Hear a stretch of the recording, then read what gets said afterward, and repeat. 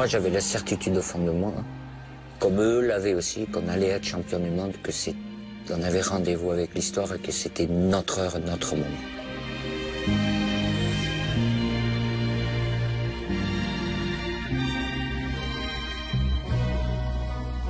Je sais pas si ça a duré 5 secondes, 15 secondes, et derrière, bam, voilà, cette fameuse émotion.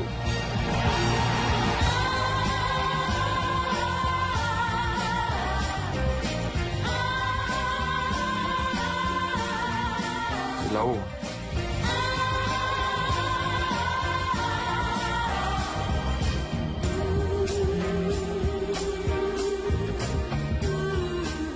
Je l'ai vu depuis tout petit, en coton, avec le coq brodé à la main, avec les numéros, les gros numéros. Moi, j'ai grandi avec l'équipe de France. Et d'avoir pu rajouter cette étoile sur ce maillot-là, c'est...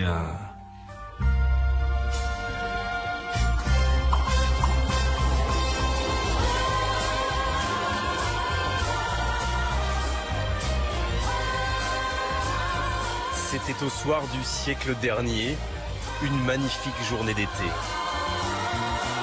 La France entière plongeait dans une ivresse mêlée de stupéfaction devant un spectacle d'une ferveur inédite. Des Français transfigurés, joyeux et partageurs.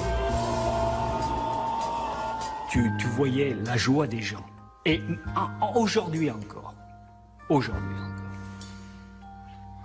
3 fois par jour, on me remercie. C'est hallucinant. C'est fou. C'est fou. 20 ans après, rendez-vous compte. Tous derrière 22 sportifs et leur guide, Aimé Jacquet.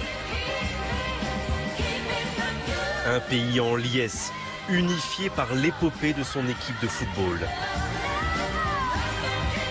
Un moment de grâce, une trace éternelle.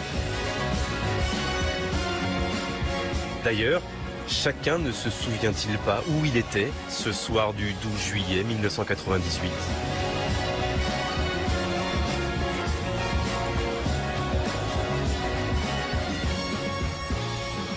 Ça va, c'est quand même un beau stade. Hein. Voilà. Didier Deschamps.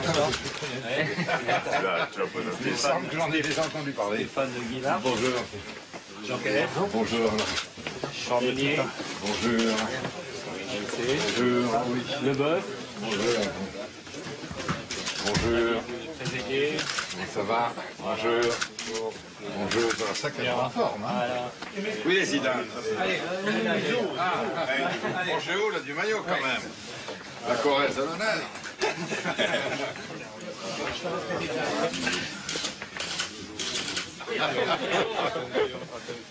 Ah, ils sont dans une forme super. Oui, oui. Super.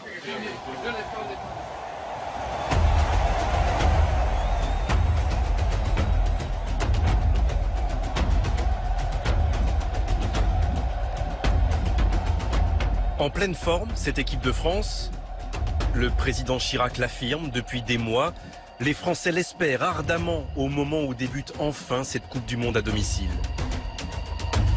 Mais avant d'affronter son premier adversaire, l'Afrique du Sud, l'heure est plutôt aux incertitudes. Et la veille du match, donc on s'entraîne.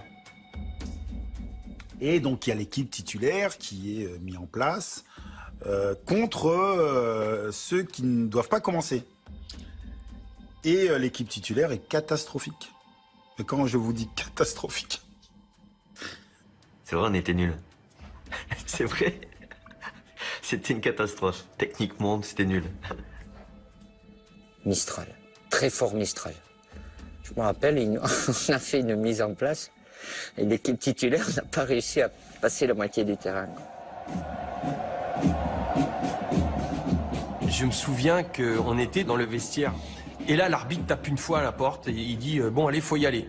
Et nous, on entend, j'entends personnellement la prière des Sud-Africains qui commence au moment où il faut rentrer. Mais quand ils commencent leur prière, il y en a pour 20 minutes.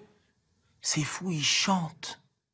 Nous, on est tous dans l'énergie, dans la peur. On essaie de la faire évacuer, mais elle est là toujours. Et on entend dans le vestiaire d'à côté les Sud-Africains ensemble qui se mettent à chanter. On dit, c'est pas possible.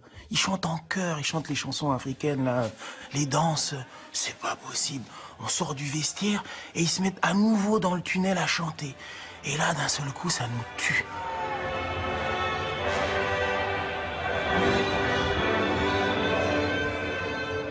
Et là, je me retrouve face à Christophe Dugarry et je le vois pleurer. Et je lui dis, ça va, mon Dug? Et il me fait, tu te rends compte qu'on on va vivre là? Il me dit, on est en train de jouer le coup du monde.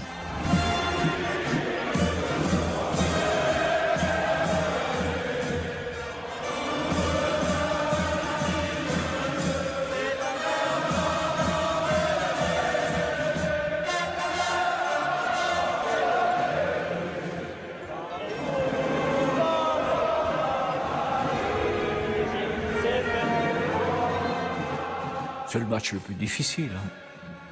Moi, je n'ai pas dormi la nuit. Hein.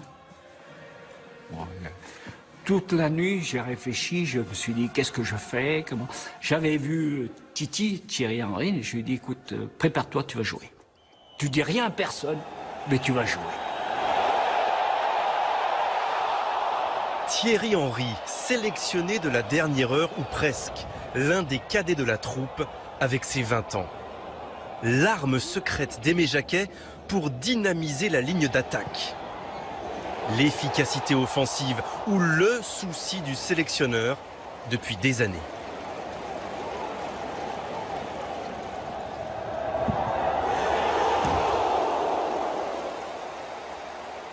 Comme tous les débuts de match, on ne sait pas comment ça se tourne. Il y a et cette équipe est très athlétique, très agressive.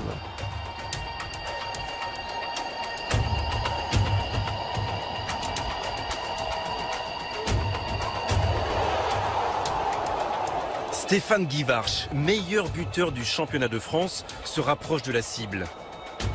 Mais l'avant-centre se tord le genou après seulement 20 minutes de jeu. Guivarch se blesse. Ah ouais, là c'est un coup dur parce que Steph avait fait une préparation fantastique. C'est un buteur. C'est un buteur solide. Sans état d'âme. Pour le remplacer, Jacquet appelle un autre attaquant, Christophe Dugarry.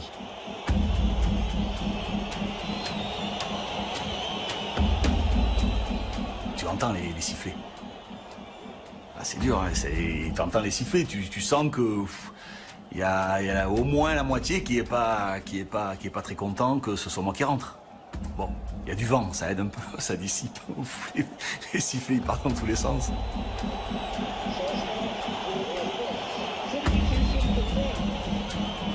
Dugarry que beaucoup ont surnommé Dugashi depuis son transfert à Marseille 6 mois plus tôt.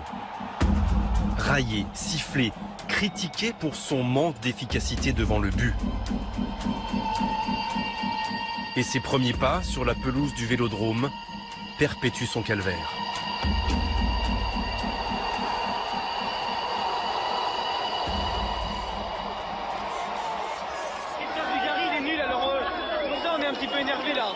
Après, j'ai une deuxième action délicate.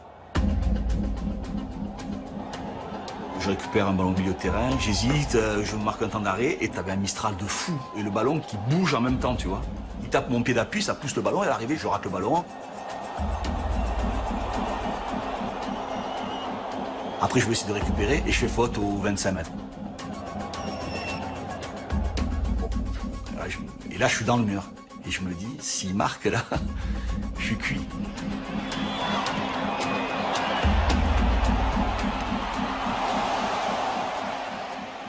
C'est un ouf de soulagement. Et puis t'as une bonne parole d'un partenaire. Allez, du gars, c'est pas grave. T'y vas, une tape sur le dos. Et puis voilà.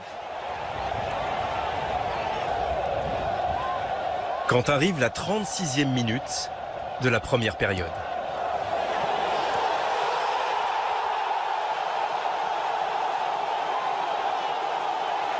Pour la France, du numéro 21, Christophe Dugarry.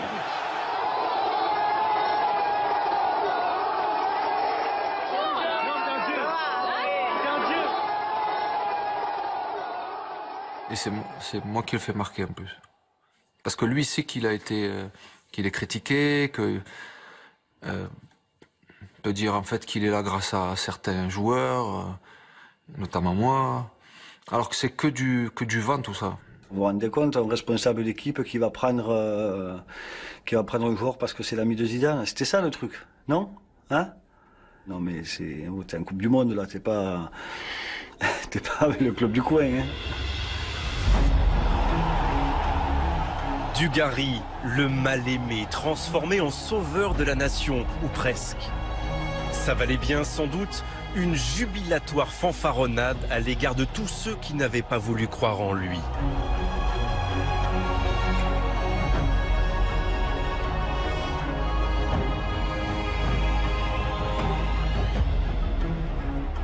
Je vois Aimé qui tape son livre comme ça. Il fait, enfin! Enfin, il a compris, enfin, je savais. Même lui, parce qu'il croyait en moi, il a toujours cru en moi. Il m'a connu à l'âge de 16 ans. Donc il savait ce que j'étais capable de faire. Dugarry libéré, que l'on retrouve en seconde période à l'origine du deuxième but français.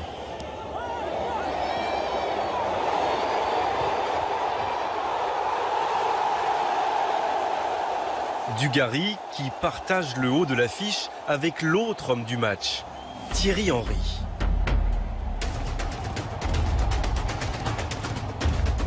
Le tout jeune attaquant de Monaco qui tout au long de la seconde période, par vagues successives, dynamite la défense sud-africaine.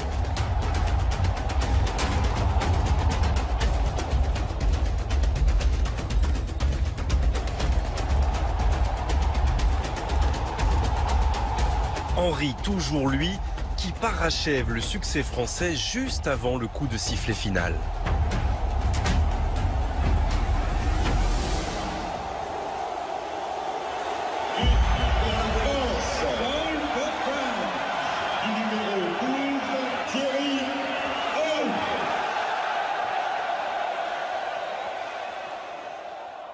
On a fait le plus dur, on a passé ce premier match. Là, on est bien. Et très calme. Et très calme. Et très humble. Ça, c'est la force de 98. L'humilité. L'humilité.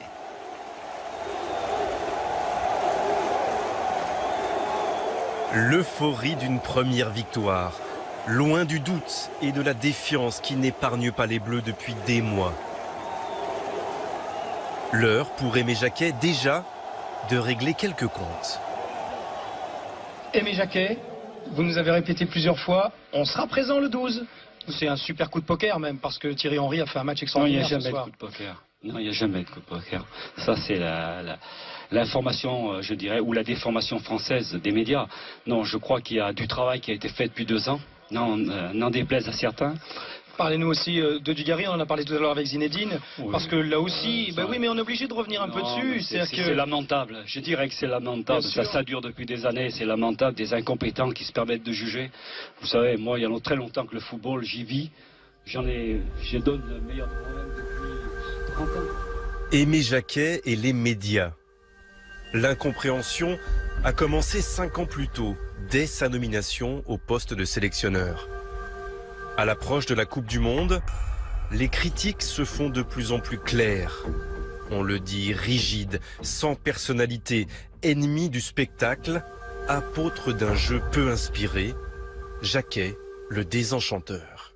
Aimé Jacquet nommé, tout le monde pense que c'est un intérimaire, une qualification laborieuse au possible pour l'Euro 96.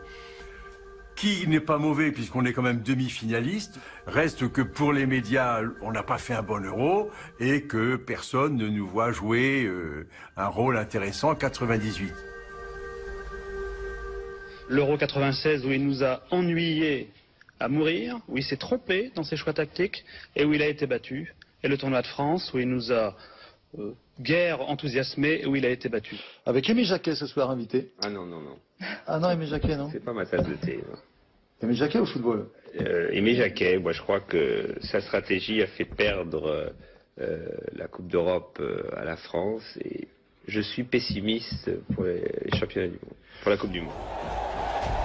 Une succession de matchs sans saveur, sans idée directrice apparente, sans même d'équipe type, entérine le divorce avec la presse. Mais là, c'était l'homme qui était touché à travers son accent, à travers sa compétence, à travers ses choix, à travers le fait, comme j'avais dit, pourquoi ne pas jouer à 13, tout un tas de choses où c'est la dérision qui ridiculise l'homme. Et ça, il n'a jamais supporté et il n'a jamais voulu le pardonner. Et on joue à 13, ce fameux titre en une, quand Jacquet, un mois avant la Coupe du Monde, convoque par prudence 28 joueurs au lieu des 22 attendus. Nous attendons depuis des mois un leader qui donne un vrai souffle. Nous n'avons une fois encore eu droit qu'à un brave type qui émet des soupirs. Nous devrions être exaltés, et nous ne sommes que navrés. Nous, on était vent debout derrière lui, évidemment, mais même à un moment, je pense qu'à un moment, il a failli craquer, je pense. Et c'est pour ça qu'après, bon, le ressenti qu'il y a eu envers certaines personnes d'une certaine presse se comprend très bien, quoi, se comprend très bien, parce que c'est allé beaucoup trop loin. Ça ne m'empêchait pas d'aller au cinéma, mais je faisais en sorte de rentrer quand tout était éteint ou quoi que ce soit, et plein de choses comme ça. Le crime de cet homme-là, finalement, vis-à-vis des médias, c'est de ne pas avoir un don véritable de la communication. Mais on s'en fout. Il faut cesser de penser que cette équipe de France est une équipe de ringards dirigée par un ringard. Mais il y en a marre de ce discours. Il y en a marre qu'on lui foute la paix et qu'on le laisse travailler. Et on en reparlera après. Je me rappelle à la fin du championnat d'Europe, il nous a dit « Ça y est, j'ai compris. Ça y est, j'ai compris, les gars. Je sais exactement, j'ai un projet. Je sais exactement comment je vais faire dans l'approche de ce mondial. Suivez-moi, je vous en prie. Je vous demande de croire en moi. J'ai compris, j'ai commis des erreurs. » Discours de ton entraîneur comme ça t'interpelle quand même. Tu te dis « Waouh, qu'est-ce qu'il me dit ?» Accueillons les équipes de France et d'Arabie Saoudite. Le projet. Mais quel est donc ce mystérieux projet? Tient-il dans les pages du carnet d'Aimé Jacquet? Ce bloc-notes en cuir noir qui ne quitte pas ses mains les jours de match?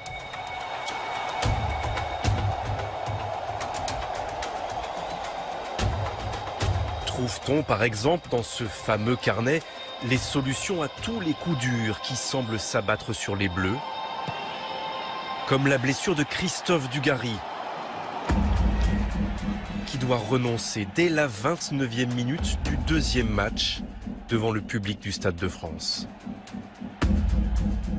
Ridicule, je sais même pas pourquoi je lève la jambe, je le sais dès le début que le ballon je l'ai pas. C'est nul. C'est nul. Je cherchais ce ballon, j'ai aucune chance de l'avoir. Même si je le touche à peine quand tu veux le contrôle, je sais pas pourquoi je fais ce geste. Après Guy Varche, un deuxième attaquant sur le flanc. La galère continue. Heureusement que l'on peut compter sur Thierry Henry, plus feu follet que jamais.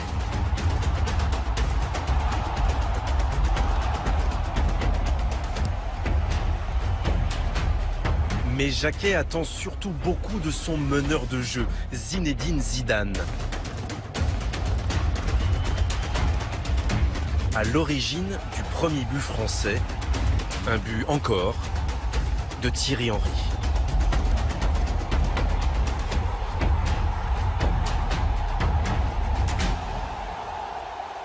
C'est le leader technique. Ils étaient deux avec Youri, mais s'ils jouent... Youri, ça va pas lui perdre un peu plus, mais c'est lui oui, qui avait la responsabilité de la créativité, et ça a toujours été un joueur hors norme. En 1998, Zidane n'est pas encore le roi de la planète football, mais il attire déjà toute la lumière. C'est autour de lui qu'Aimé Jacquet a construit son projet. C'est à lui qu'il a donné les clés du jeu offensif. On levait la tête, le premier qu'il fallait chercher, c'était Zidane. Pendant les entraînements, quand il faisait un geste ou un contrôle venu de je ne sais où, Ben, on voulait faire pareil, quoi. Et c'est ça qui était marrant. Bon, nous, ça marchait pas, quoi. Mais disons que tu sentais qu'avec Zizou, il y avait... Oui, c'était un autre level, ouais. C'est une autre qualité, ouais, c'est clair. Une élégance, il caresse le ballon, il le cache pour l'adversaire, et il nous le fait voir juste à nous. Et donc, c'est presque magique. 1-0 à la pause, puis 2-0 sur une tête de Trezeguet, le remplaçant de Dugarry. Cette équipe de France aurait-elle été taillée pour surmonter toutes les difficultés? J'ai la chance de marquer sur un centre de Lilian, un centre un peu tendu, un peu bizarre. Après, on sentait voilà, qu'on était solide, qu'on avait beaucoup d'envie de marquer, beaucoup de solutions.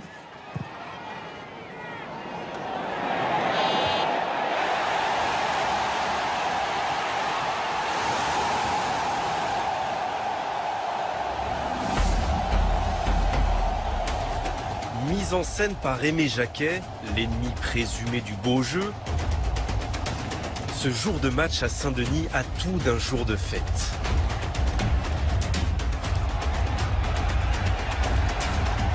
Et la touche finale du triomphe tricolore vient justement de deux hommes clés du système Jacquet.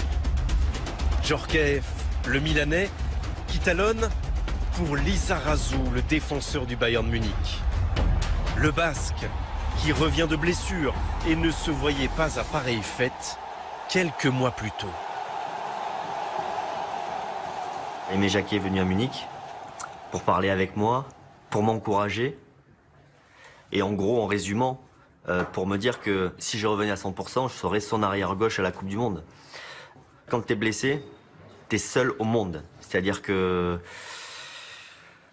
Il y a personne vraiment qui peut t'aider. Et le fait d'avoir ton sélectionneur qui vient te voir et qui t'amène un petit message de soutien comme ça m'a motivé grave.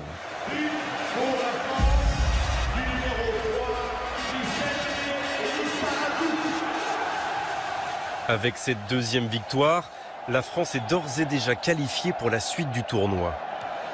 Pourtant, en ce 18 juin à Saint-Denis, le ciel tout bleu va brutalement se voiler pour la bande à Aimé.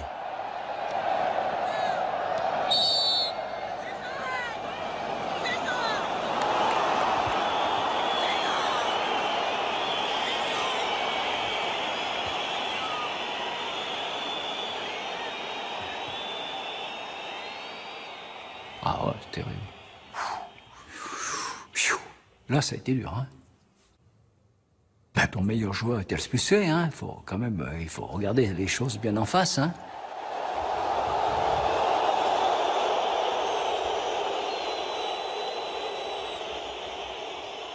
C'était mon mauvais côté, hein. Personne n'est parfait, je l'étais pas. Et je suis pas fier, en fait, de ce que j'ai pu faire de temps en temps sur un terrain. Et ce geste-là, quand j'écrase le joueur, je suis pas fier. Mais je peux pas se changer. Ça fait partie de ma vie. J'accepte comme je suis. Mais je me suis amélioré depuis. J'ai fait beaucoup de progrès. Je m'énerve moins. Je suis plus souriant. Je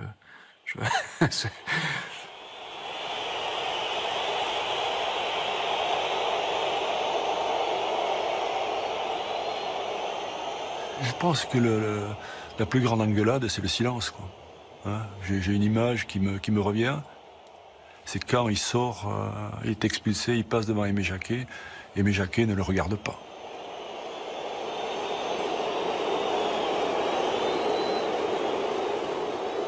Et le soir, Aimé ne lui a pas parlé. Hein, donc là, il ne savait plus où il habitait, quoi. Il ne savait plus où il habitait. J'étais là vraiment en colère, très en colère, ouais. Et puis surtout quand c'est la sanction qui m'a paru lourde. 2 matchs. Waouh.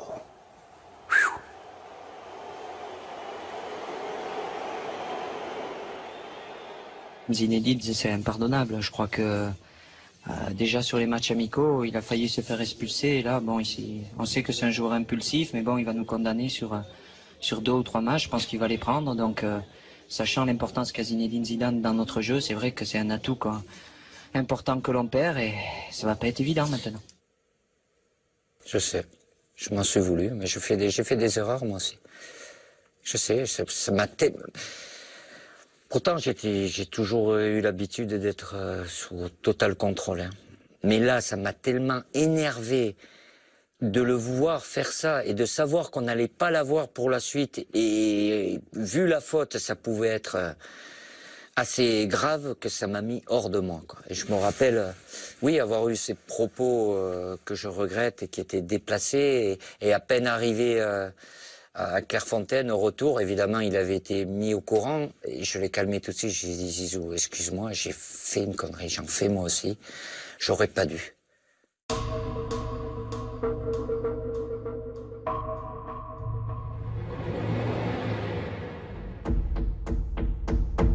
L'équipe de France devra se passer de son maître à jouer pour les 2 prochains matchs. Et d'abord, pour la dernière rencontre du premier tour contre le Danemark à Lyon.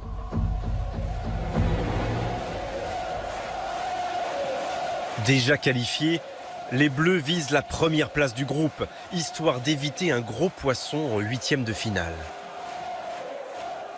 J'étais sur le banc de touche et ce jour-là, je regarde Marcel Desailly jouer. Et je me dis, mais c'est incroyable. Je me dis, le mec, il est trop fort. Et je me dis, en fait, on avait l'impression qu'il jouait avec des enfants. Didier Deschamps au repos, c'est son camarade de chambre, Marcel Desailly, qui porte le brassard de capitaine. L'un des Français les plus impressionnants depuis le début du mondial.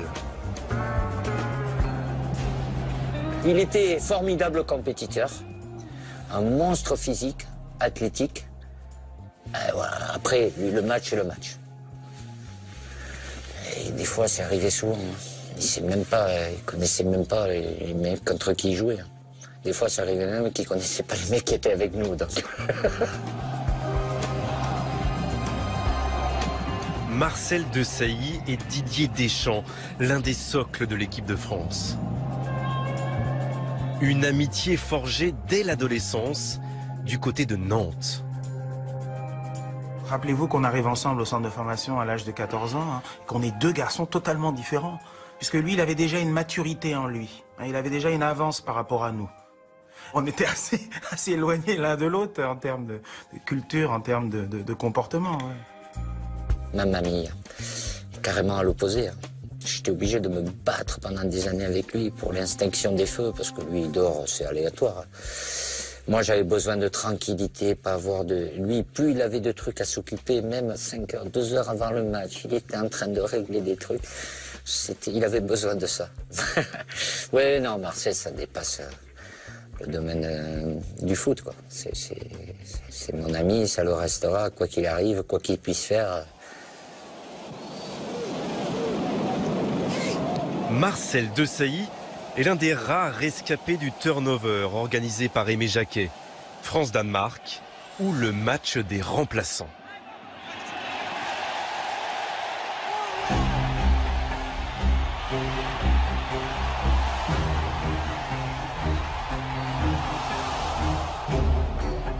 On voulait vraiment gagner ce match-là parce qu'on voulait aussi lancer un message, dire qu'on pouvait être là quand l'entraîneur avait besoin.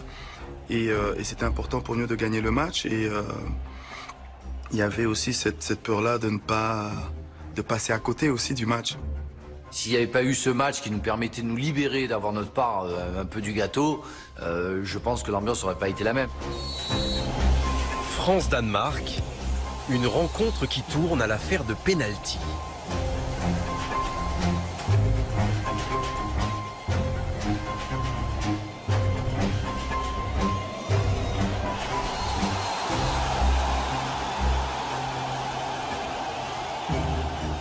Je ne devais pas le jouer.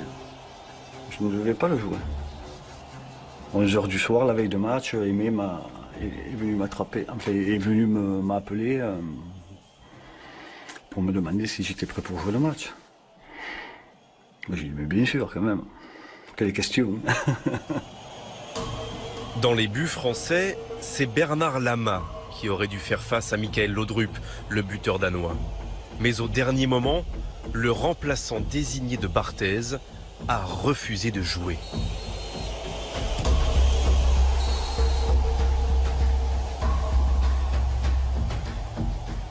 Entre Fabien et Bernard, on va dire peut-être que dans le groupe, c'était le seul petit point où il y avait de la tension. Mais en même temps, ça n'a pas eu d'impact sur le groupe. C'était compliqué. Quand je me touche l'oreille, là, c'est un signe non verbal. Ouais, c'était compliqué. Ah. Pas facile pour Lama, le vétéran de l'équipe, élu meilleur gardien du championnat d'Europe 2 ans plus tôt. Pas facile de se résigner à n'être qu'une doublure pour cette Coupe du Monde. C'est difficile pour Bernard qui pense que c'est une erreur mais qu'il accepte. Je trouve moi qu'il a eu une hauteur dans l'attitude et dans le comportement en général à travers ça qui a été fantastique. Il y en a un qui s'est sacrifié pour que justement le groupe continue à avancer sereinement, quoi. Ça ne servait à rien que j'aille sur le terrain et qu'on se mette la pression inutilement parce que ma performance aurait été commentée dans un sens ou dans l'autre. Le match d'après, c'est Fabien qui revient. Donc tout ça là, dans l'équilibre psychologique qui est très fragile à ce niveau de compétition-là, il n'y a pas de risque à prendre. On a eu un groupe quand même très intelligent, hein. Sincèrement. Même si on avait des joueurs avec forte personnalité et beaucoup d'ego, on avait quand même des joueurs qui étaient capables d'accepter les remarques, les critiques, mais également de se remettre en cause.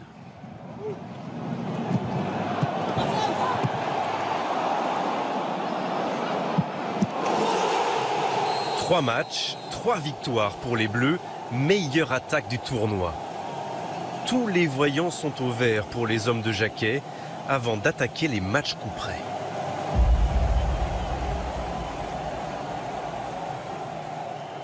Je savais que j'avais tout mon groupe avec moi. Tous, ils étaient tous là. Et je savais que là, on était parti pour quelque chose de très fort. Très fort, ouais. Ça confirmait ce que je ressentais depuis longtemps.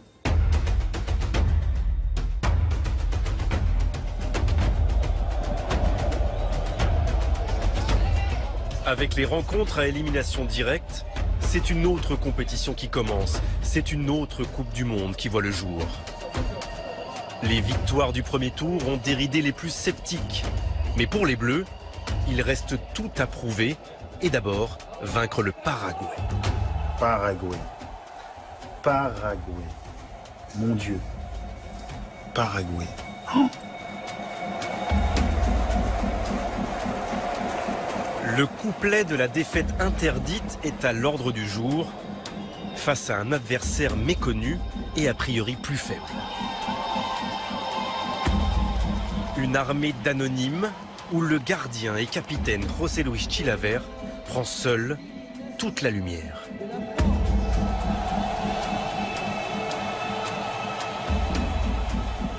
T'as pas le droit d'être éliminé par eux, quoi. Ça aurait été, oui, comme une faute professionnelle, quoi. Et puis là, je pense que les journalistes nous auraient massacrés. Ils nous auraient découpés en 8. Le Paraguay, vous savez que tout le monde attend que l'équipe de France gagne. Ça veut dire que presque vous êtes déjà au prochain tour. Oui, on est déjà en quart de finale, évidemment. Ça n'a pas été simple. Vraiment très compliqué. On n'est pas très bien, il fait chaud, on n'arrive pas à développer notre jeu, on a des Paraguayens qui défendent très bien. Là, le sentiment que ça va être compliqué, difficile, on l'a le premier quart d'heure, on l'a la première demi-heure, les premières 45 minutes. Donc, au moins c'est clair, tout le monde est unanime.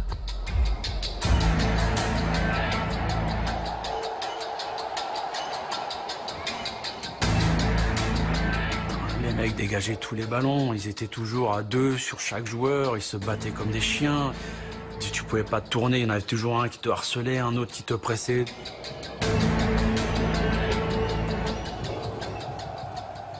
Ils ont fait preuve d'un grand courage sur le terrain, les Paraguayens.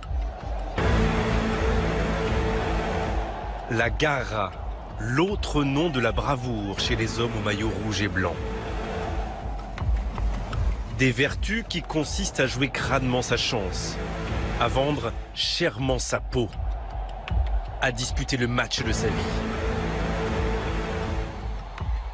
On savait que leur tactique, c'était de nous amener au pénalty, nous dégoûter, nous frustrer, nous épuiser mentalement et physiquement. Et puis ce gardien, là, il prenait tout l'espace, on ne voyait même plus les filets derrière. On s'est dit, mais comment on va faire? El Macho, Chilavert, gardien de talent et tireur de coups francs ou de pénalty. Showman et provocateur, mais surtout un guide charismatique, motivateur en chef de ses troupes. Bah, je suis gardien de but, donc je connais ça. Hein. Et c'est pour ça que je dis que je voulais pas qu'on aille au pénalty. Et il avait pris l'ascendant sur le match. Et il y a des moments comme ça aussi où vous êtes dans le but. Le match, il est pour vous. L'adversaire, il peut faire ce qu'il veut, ça va pas rentrer.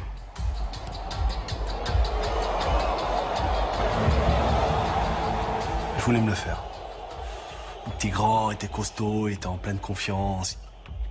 J'étais face à lui et j'ai commencé à l'insulter. Des insultes en espagnol qui même pas je sais ce que ça veut dire. Je voulais qu'il perde la confiance qu'il avait.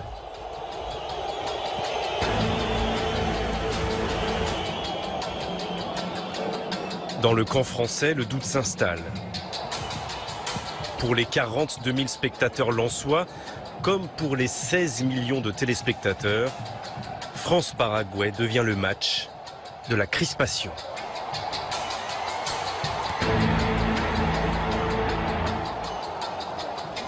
Et la seconde période ne change rien à l'affaire. Au contraire, la fatigue s'installe. Je perds 7 litres d'eau dans ce match-là. Je suis complètement lessivé. Je suis à la ramasse.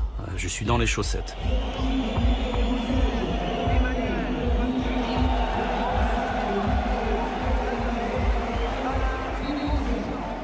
Pour moi, ça a été un calvaire parce que je faisais partie des joueurs que May avait mis au repos pour le 3e match. Et je suis arrivé là, j'étais carbo. Carbo. J'avais perdu le rythme. En plus, on jouait l'après-midi, il faisait chaud. Putain, voilà.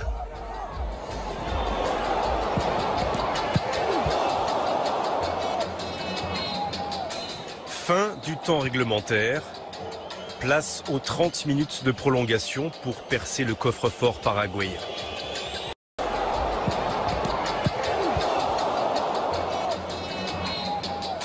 Fin du temps réglementaire. Place aux 30 minutes de prolongation pour percer le coffre-fort paraguayen. Et j'étais vraiment tendu comme jamais. C'est-à-dire que j'ai jamais eu de pression sur un terrain, mais là j'étais très mal. La France continue de pousser.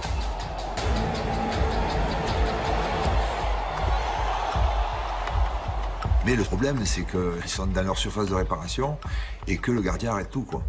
Et on a plusieurs coups de pied arrêtés, notamment en corner. Et là, je décide de rester, quoi, de rester devant parce que le temps presse. Lydian et Marcel, ils sont assez grands pour assumer et pour assurer les attaques de nos amis paraguayens. Laurent Blanc, à 32 ans passés, sait que l'occasion d'une autre Coupe du Monde ne se représentera pas.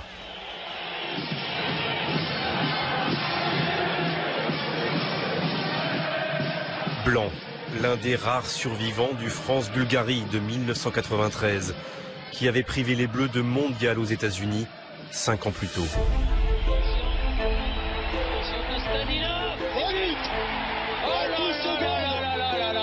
C'est la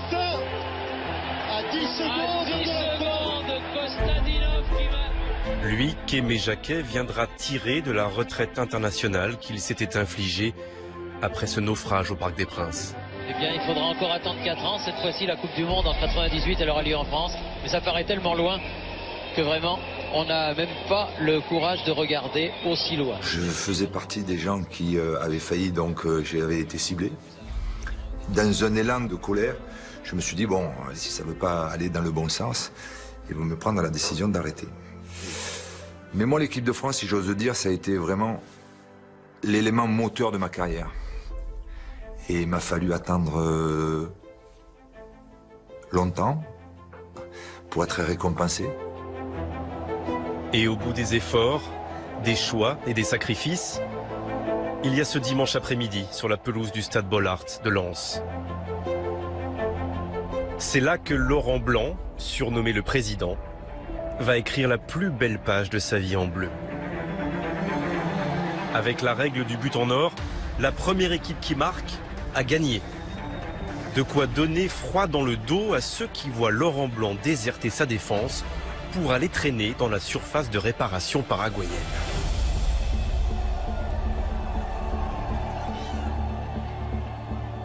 Et je dis Lolo, arrête de monter. Je dis arrête. Parce que je commençais à paniquer. Je me dis si on prend un but, là, on n'a plus le temps de récupérer. Et donc comme Laurent, parfois, est un joueur qui porte le ballon, qui va à l'offensive, je dis Lolo, reste derrière, zéro risque, à l'italienne. Pas de risque. Marcel dit à Lolo, reste. Et Lolo le regarde, il lui fait comme ça, et il part. Il monte. Non, oui, Laurent. Reviens. Lolo, reste à mes côtés. Tu vas, mais après, il faut revenir, hein, Lolo. Hein. C'est moi qui vais me retrouver en 1 contre 1 avec l'adversaire.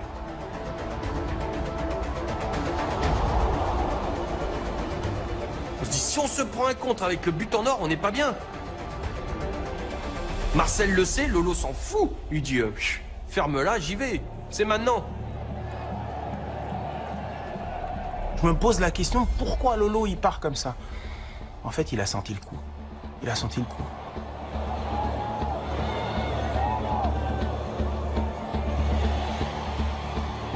Je m'écarte un peu et puis je vois David tout seul. Et puis donc, mon objectif, c'était de lui donner... Enfin, essayer de lui donner parfaitement. Donc je le vois, je fais un petit centre un peu lobé. Quand le ballon, il va vers David, je me retourne et je m'aperçois, même s'il y avait beaucoup de monde dans la surface de réparation, que je suis assez libre.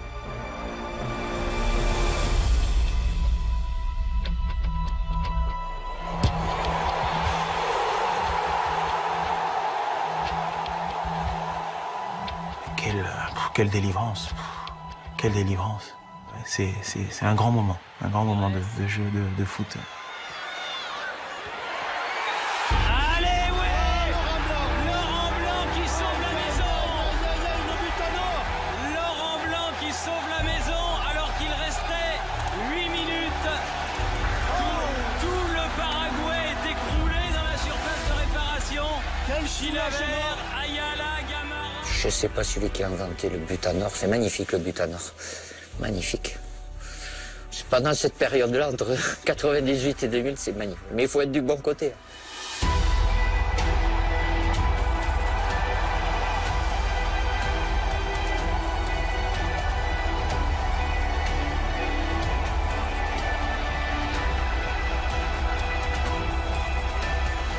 Laurent Blanc célèbre de la plus glorieuse des manières sa 72e sélection, égalant ainsi Michel Platini, qui, depuis les tribunes, ne semble pas vraiment lui en tenir rigueur. C'est aussi pour d'autres un soulagement plus profond encore. Une vie qui aurait pu basculer et finalement un destin qui poursuit son chemin grâce au but de la 113e minute. On était dans un autre monde, quoi.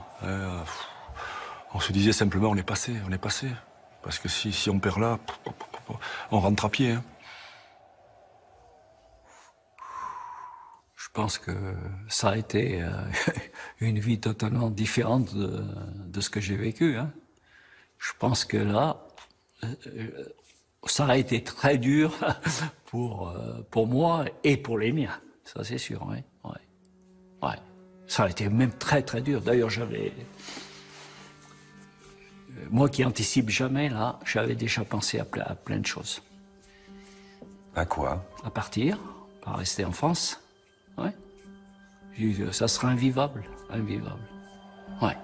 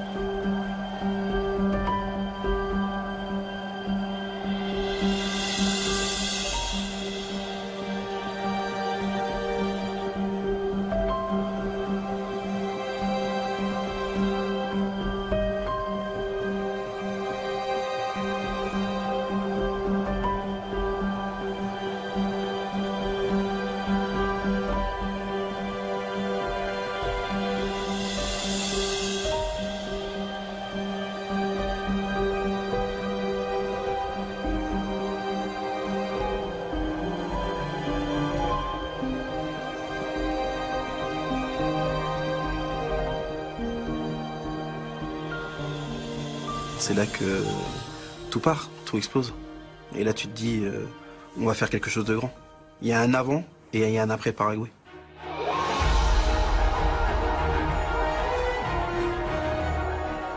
Les Bleus sentent bien que la victoire contre le Paraguay est plus qu'un simple billet pour les quarts de finale. Il y a là aussi dans l'air quelque chose qui se passe. Comme si, au pays de la dent dure et du sifflet facile, on avait enfin décidé de jouer le jeu.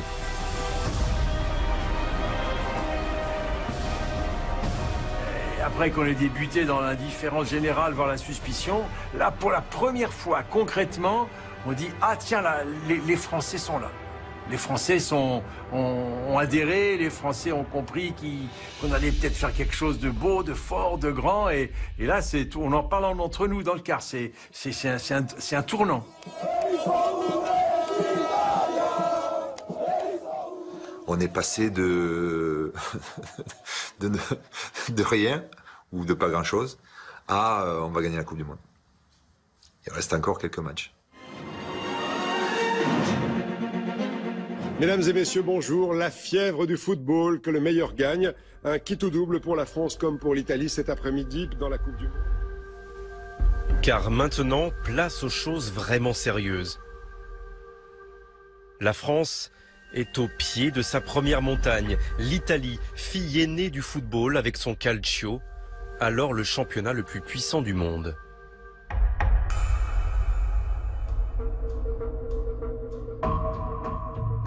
Et c'est dans leur retraite, au plus profond de la forêt, que les Bleus vont préparer ce quart de finale. Et on est content de rentrer à Clairefontaine comme ça, c'est ça l'état d'esprit. Et on est content le lendemain de faire notre petit barbecue, voilà. C'était après chaque match, c'était le petit barbecue qu'entre joueurs. Ça c'était très fort, c'était très important ça. C'est tellement magnifique à Clairefontaine que cet intérieur est intouchable, impénétrable. Moi, j'avais l'habitude d'inviter ma famille à Clairefontaine, avant chaque match, sous un arbre, à discuter, à palabrer avec eux. Et ça, c'est le fort aussi du coach, de pouvoir laisser des familles entrer. Je pouvais être un fou même, parce que je partais dans le bois, j'allais faire mes balades, machin, je prenais des arbres. Enfin, ce que je veux dire, c'est que... Clairefontaine, à l'écart de cette vibration qui chaque jour s'amplifie un peu plus.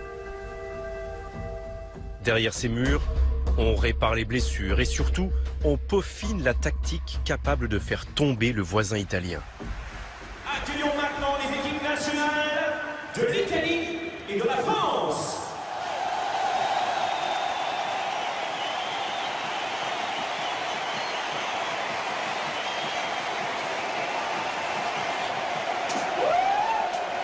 Le cri habituel de Thuram et le retour de Zidane pour ce France-Italie aux allures de vieux classiques. Sur les 22 bleus, 11 ont joué ou jouent encore de l'autre côté des Alpes.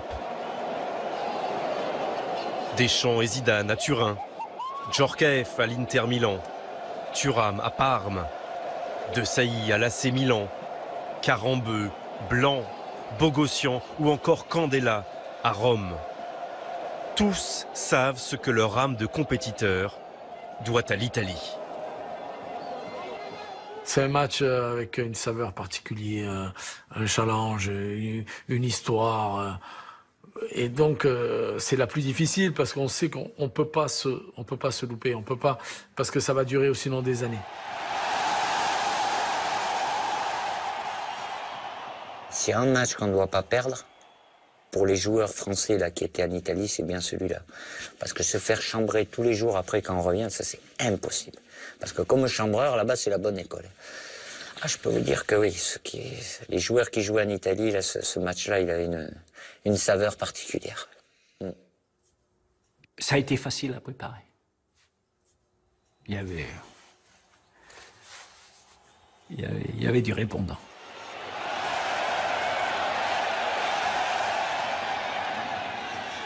Devant 77 000 spectateurs, le match ressemble exactement à ce que l'on pouvait imaginer.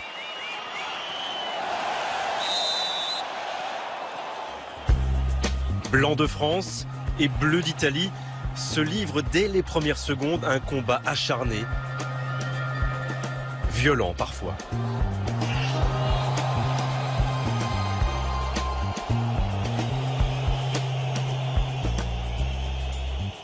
Il était hyper compliqué ce match-là. L'Italie, de toute façon, c'est bien, hein. C'est costaud, hyper costaud défensivement. Pour les déstabiliser, c'est hyper compliqué.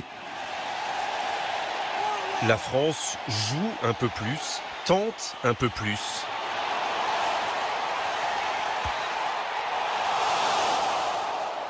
Mais très vite, on réalise que la tactique, le calcul et la force mentale décideront de ce duel fratricide.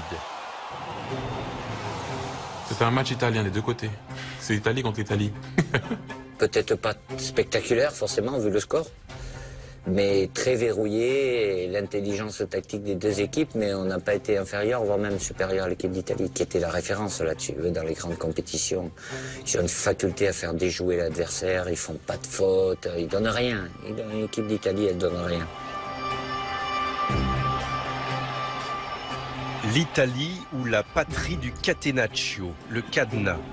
Si souvent briseuse de rêve avec son jeu défensif élevé au rang d'art national. Ce jeu à l'italienne, capable de se réjouir d'un 0-0 ou d'une victoire étriquée.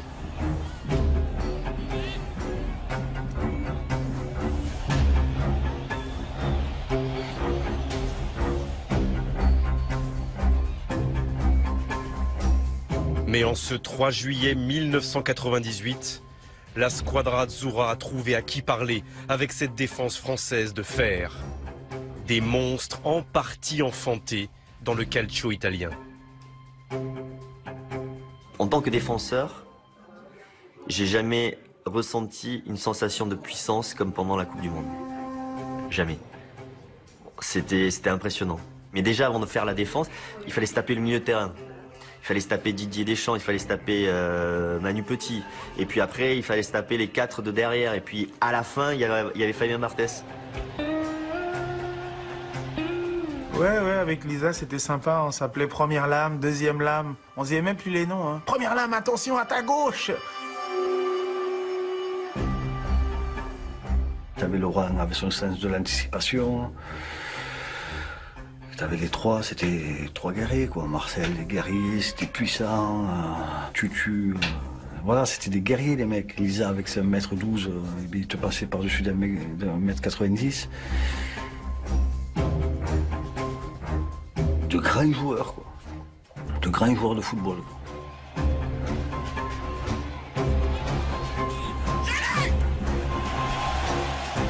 Face à face, 2 défenses en titane et sur le banc 2 tacticiens de haut niveau.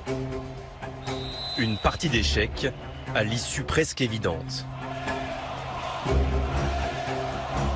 0-0 à la fin du temps réglementaire, place à la prolongation. Irrespirable, avec comme face au Paraguay, l'ombre du but en or. On sait maintenant qu'il suffira d'une seule action pour remporter la mise.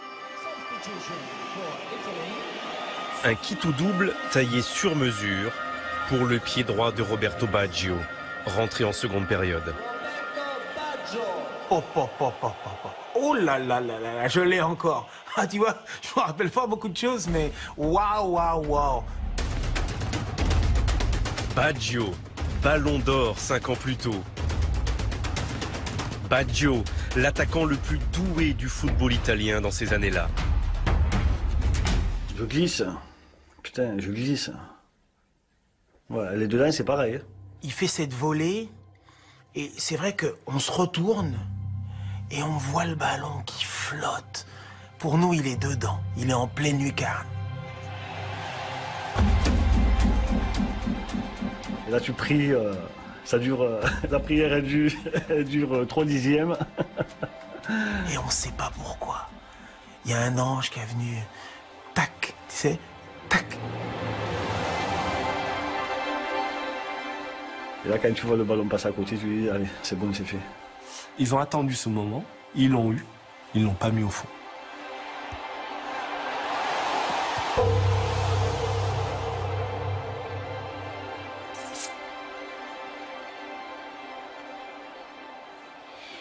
Voilà, c'est ça. On a été à l'italienne, on les a eus à l'italienne. Voilà, un 0-0 et clac. La squadra azzurra vient de laisser passer sa chance. Pour quelques centimètres, la France est toujours en vie. Pas de mort subite. La prolongation est terminée. C'est l'épreuve des tirs au but. Aimé Jacquet doit désigner les 5 tireurs.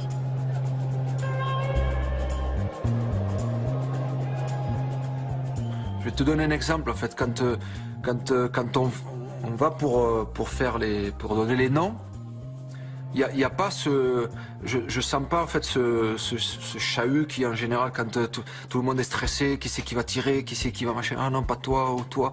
Et là il y a pas tout ça. Donc en fait je sens qu'il y a beaucoup de sérénité avant de tirer au but et c'est très important. Dans quelques minutes, c'est une place en demi-finale de Coupe du Monde qui se joue.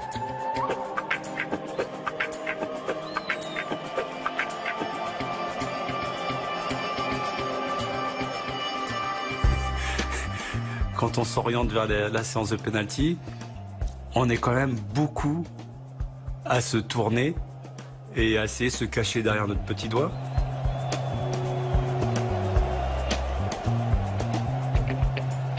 Le coach donc m'a regardé. Et puis nos regards se croisent. Et à un moment donné, nos regards se croisent et puis il revient dans mon regard. Thierry, tu tires? J'ai dit ouais. J'ai fait comme ça, puis j'ai fait ouais. Et il m'a regardé, il a fait ouais ou oui? J'ai dit oui, ouais, y a pas de problème. Voilà. Et voilà comment je me suis retrouvé dans la séance de tir au but. Et pas évident. Pas évident, t'entends les anciens parler derrière toi à dire pas mal de trucs, je sais pas s'ils vous l'ont raconté. Mais tu sentais qu'ils étaient pas très sûrs d'eux.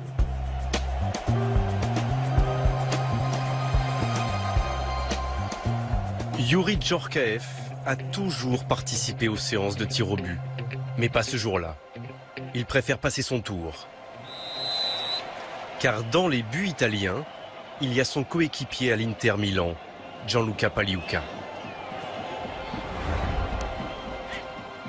Ça fait 1 an, chaque entraînement, on tire le penalty. Chaque entraînement, après chaque entraînement, on tire le penalty. Et le dernier mois, avant de partir en stade, il me les arrêtait tous. Tous. Et il a pris un ascendant psychologique, alors que ça m'est rarement arrivé dans ma vie de sportif, même jamais. Jamais où il y a eu un joueur, un défenseur, un entraîneur qui a pris l'ascendant psychologique sur moi. Et il a pris un instant psychologique où je me suis dit, c'est simple, je vais tirer, je vais louper. Paliuca le ténébreux, visage fermé, concentration extrême. Peut-être garde-t-il en tête la dernière finale de Coupe du Monde contre le Brésil 4 ans plus tôt. Une finale qu'il a perdue au tir au but. À quelques mètres de là, Fabien Barthez, contraste saisissant. Il va bientôt recevoir une proposition de son entraîneur, Philippe Bergerot. Il y a Philippe qui me regarde, qui est à côté de moi, il me dit « Regarde ce con ». Il me dit « Ça fait 2 ans que je travaille ». Il dit « Tu vois ça ?» Il dit « C'est 2 ans de travail, un petit papier ». Il dit « Ça fait 2 ans que je travaille les coups de pied arrêtés, que j'ai regardé tous les Italiens et que j'ai noté où est-ce qu'ils ont raté leur penalty. 2 ans de travail. » Il dit « Regarde comme il va m'envoyer chier ». Fabien m'a dit non, je ne regarde pas parce que moi je le fais à l'intuition. Donc c'était 3 ans de travail. Je re-regardais encore, j'y prends, on ne sait jamais. Mais non, j'en veux pas. Donc j'ai déchiré et il a éclaté de rire et on passe au pénalty, quoi. Mais c'était Fabien, quoi. Ouais.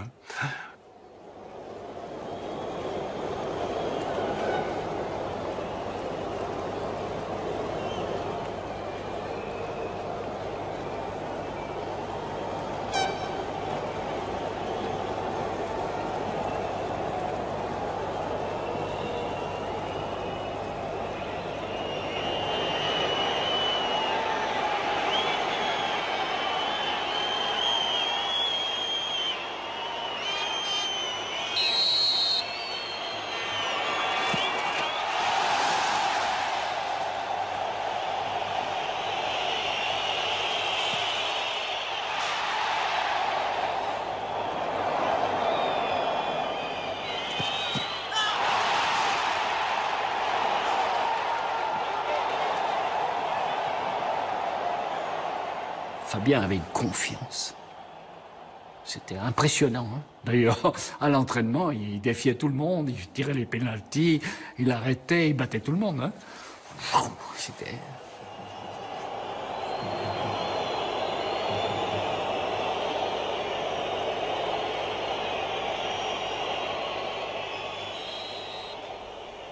Voilà. Parce qu'il y a tout ce qui est écrit dans le livre, mais après il y a la réalité, quoi. Il y a le...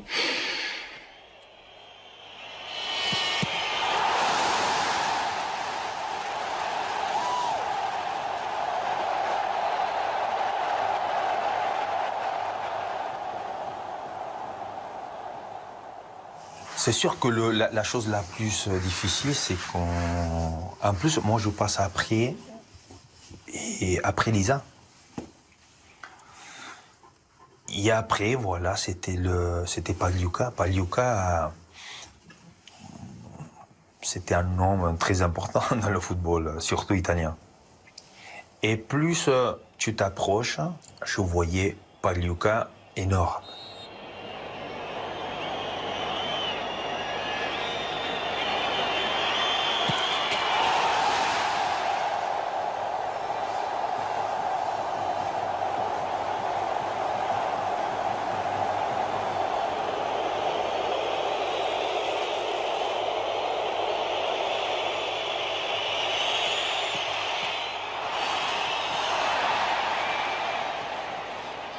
C'est long.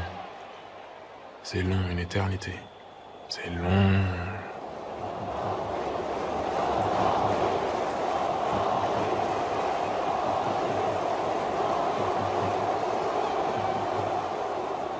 En plus, t'entends les gens qui chantent ton nom, tu dis n'écoute pas, n'écoute pas, n'écoute pas, n'écoute pas. Et puis à un moment donné, d'un seul coup, il n'y a plus rien. Plus rien du tout.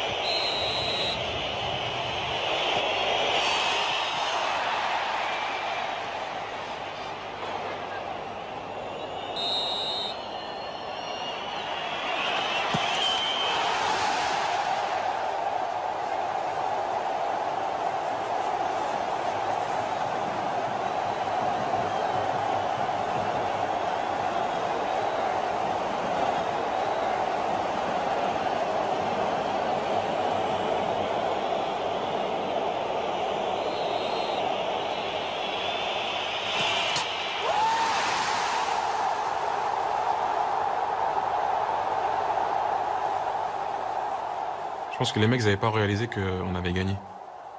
Fabien, je sais pas si, Fabien, il fait ça, je crois. Il fait... C'est typique Fabien, ça. Il savait même pas il y avait combien, il savait pas qui a marqué, qui a raté.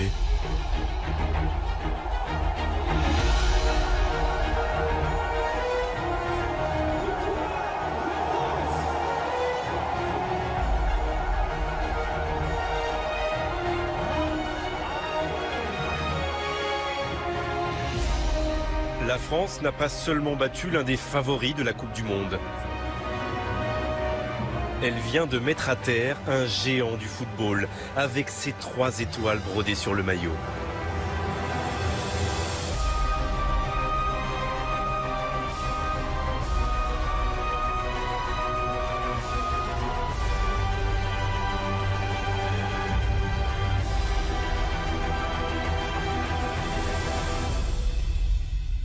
Premier match pour l'Afrique du Sud, Arabie Saoudite, oh, Danemark, oh là maintenant on va voir. Le but à Nord contre le Paraguay. Prolongation, un penalty, on passe au penalty contre l'Italie. On va y aller quoi. Et les gens, bien sûr, suivent. Et là, tout le monde se dit, après l'Italie, au moins la finale. Mais on oublie qu'on a nos amis croates à jouer et que c'est une très, très, très bonne équipe.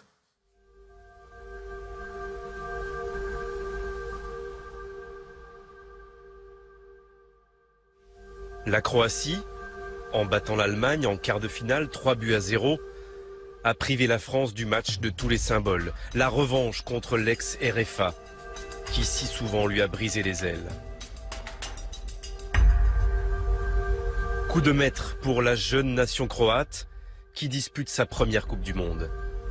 Mais sentait qu'il allait se passer quelque chose, mais pas quelque chose de positif. Donc là, il n'a pas arrêté de le rabâcher. Attention, attention, c'est pas facile. Les Croates, ils sont de bons joueurs, de bons techniciens. C'est aussi des... Ils savent tricher, ils savent vous faire disjoncter. Ne disjonctez pas. Ces hommes, encouragés par leur président, sont le dernier obstacle à l'espoir de ce qui n'a encore jamais été. Voir l'équipe de France en finale de la Coupe du Monde. Et enfin, effacer les complexes du passé. Comme d'habitude, la France va passer à ça de l'exploit. Parce que c'est ce que tu as appris toute ta jeunesse, où tu as vu ça. Car si les Français désormais communient derrière la bande à Jacquet, c'est aussi parce qu'ils ont de la mémoire. Celle de la victoire qui vous tend les bras et qui finit par s'échapper. Celle des larmes qui coulent après les défaites glorieuses. Eh bien, c'est l'Allemagne qui disputera la finale de la Coupe du Monde. C'est la très très dure sanction de ce match. J'ai vécu 82. J'étais enfant, je me souviens encore. J'ai pleuré. Vous voyez ce que je veux dire? Et donc ça vous met une rage. Et surtout, ça vous dit que vous êtes capable de... Ladies and gentlemen, please welcome the teams from France and Croatia.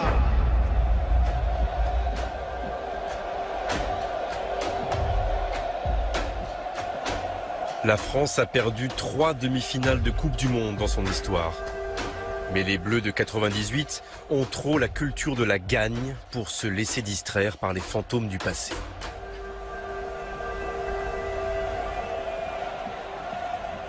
On était vraiment entre nous, quoi. On était vraiment entre nous, on n'était pas accessible à tout ça. On se dit, on joue une demi-finale, c'est notre histoire, et à nous de la rendre belle, cette histoire. La première période ne pousse guère à l'optimisme. Aimé Jacquet a reconduit l'équipe victorieuse contre l'Italie avec 7 joueurs à vocation défensive. L'exubérance n'est pas au programme. Et même si Henry rentre très vite en jeu à la place de Carambeu, blessé, le jeu des Bleus reste étriqué. Bref, les Français n'y sont pas. Mais c'est pas évident. Hein. Hazanovic, Boban, Prosinecki, va chercher la balle, toi. Va la récupérer, quand ils l'ont. Tu viens pas et la gardes. Tu viens, ils jouent entre toi, entre les lignes. Ils t'endorment, ils ont pas la pression du public, ils sont pas à la maison. Tu sors n'importe comment, ils peuvent exploiter. Ils gardent la balle, c'est énervant.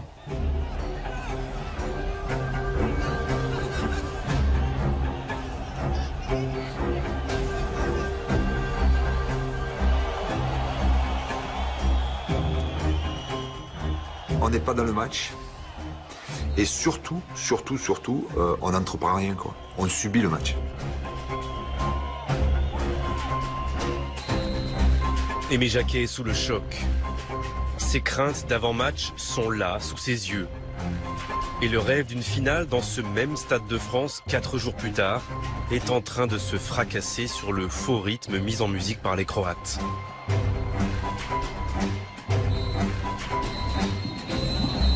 « 0-0 à la pause. Tout est encore possible, bien sûr, mais pour la première fois, Jacquet perd pied. Et je sens qu'Aimé est en difficulté. Et quand on rentre au vestiaire, tous les deux à côté, Aimé me dit « Philippe, on est mort. Je retrouve plus mon équipe, on est mort. » Je vous demande une seule chose, pendant cette compétition, de faire attention à mon affectif. Impitoyable. Si vous voyez que je bascule un peu trop, pouf, faut secouer. Donc, à l'habitant, Bergeron m'a secoué. Hein. Je le prends et je lui dis, tu lâches pas. Hein. Je lui dis, tu lâches pas. Hein. On lâchera rien. Et quand le basque te dit ça dans les yeux, j'ai tout de suite compris. Tout de suite compris. Allez. J'ai vu partir dans le vestiaire, je suis rentré. Oh, il les a massacrés. Il les a massacrés. Ah, ils n'avaient jamais entendu Aimé comme ça.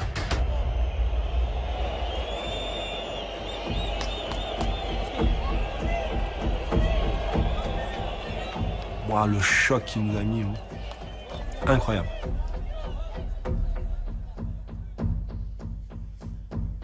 Il vous dit quoi en fait? Il nous dit si vous voulez perdre, continuez comme ça, vous inquiétez pas, vous allez perdre. Continuez comme ça, vous allez perdre. Vous avez peur de perdre? Continuez comme ça.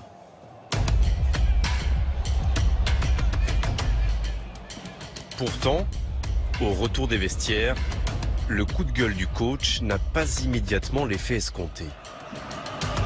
Hazanovic. Qui a réussi à s'infiltrer, à donner un ballon. Super. Oh, et but d'abord Schuker, entrée de jeu, 29-30 secondes en deuxième période. Ah, les Bleus qui n'étaient plus entrés dans le... Je crois que je dis à Philippe, j'ai dit, je crois que j'ai tapé trop fort. Comme Gour, hein. Il faut faire attention. Je crois que j'ai tapé trop fort. Et moi, je me dis, t'aurais dû rester à ta place. Ouais, parce qu'on sait jamais, quoi. C'est alors que démarre l'instant Thuram. 23 minutes pour devenir une légende. Thuram. Et là, c'est un grand moment. Là, c'est vraiment un grand moment.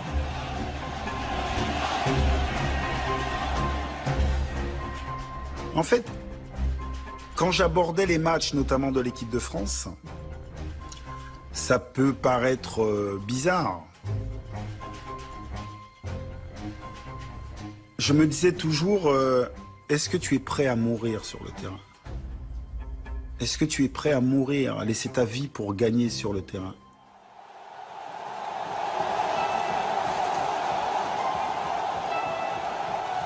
Je reçois à 18 mètres, j'ai deux options, je peux contrôler, frapper pied gauche. Et là, sincèrement, je vois un truc, je sens un truc arriver dans mon dos comme ça. Et je suis extérieur au pied droit.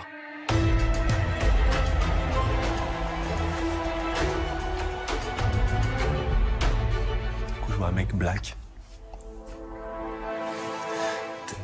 C'est qui notre attaquant noir devant? Le black, c'est qui? Un coup, voilà. Thuram.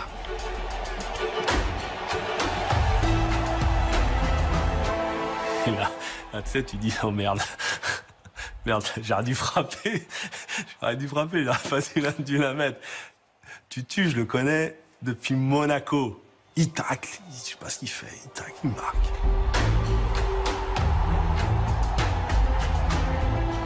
Il n'a jamais marqué de but de sa vie. Jamais. Oh, avec un ballon et égalisation de Lilian Thuram, juste après le but. Que d'émotion! Alors que vous étiez en train de dire qu'il ne faudrait pas tarder à égaliser.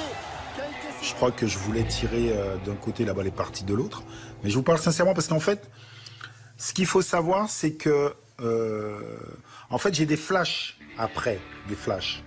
Mais s'il n'y avait pas eu les images, je me saurais pas, j'aurais pas pu vous dire ce qui s'est passé. Personne ne sait que ce vent de révolte chez le défenseur guadeloupéen trouve son origine dans un rapide échange avant le match avec le Croate Mario Stanic, son coéquipier de tous les jours dans le club italien de Parme. Et donc, il me dit à l'oreille, ce match c'est pour nous. Et quand Suker marque le but, en fait cette phrase-là me revient. Et je me souviens en train de me dire, non, le match il n'est pas pour vous, il est pour nous. Je pense que c'est cette phrase-là qui explique tout ce qui se passe après. Zidane, transversal, Thuram. Superbe amorti, superbe contrôle. Là, il faut venir l'aider, lui proposer des solutions. Il est passé, nouvelle frappe. Et but de Thuram. L'enroulé du pied gauche. Tutu qui a jamais utilisé son pied gauche de sa vie. Déjà qu'il avait des difficultés avec le pied droit déjà. Eh bien, c'est le jour de gloire de Lilian Thuram. Il frappe pied gauche, hein. Il a jamais été gaucher, lui, non, de sa vie. Ouais, juste pour descendre du lit.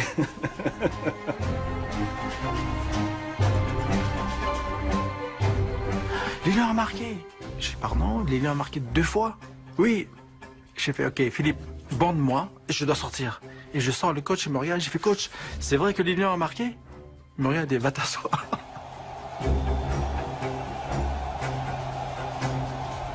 Lilian Thuram n'avait jamais marqué en équipe de France.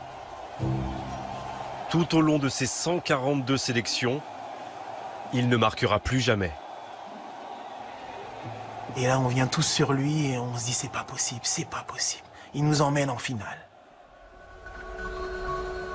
Mais décidément, rien n'est simple dans cette Coupe du Monde, comme si la France aimait à se faire peur.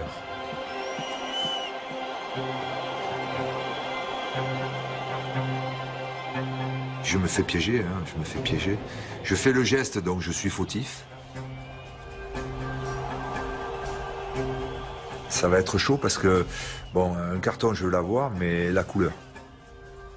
La couleur. Donc bon...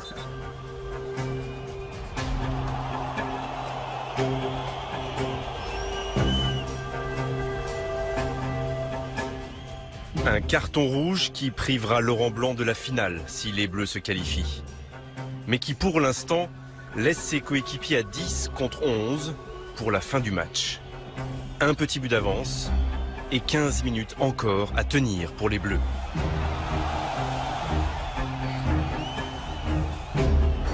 « 15 minutes pour réaliser un rêve vieux de 68 ans. «